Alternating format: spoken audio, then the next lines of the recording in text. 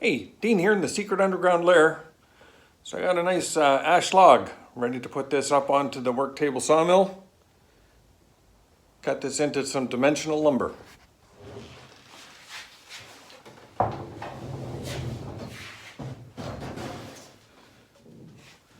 Okay, clamp this puppy in.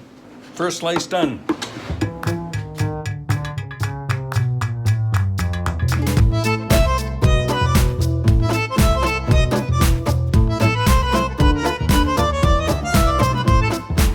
So there is the ash log cut into lumber that at 37% moisture is certainly going to need some time in the kiln.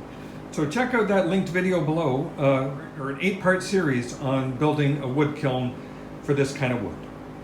Thanks for watching.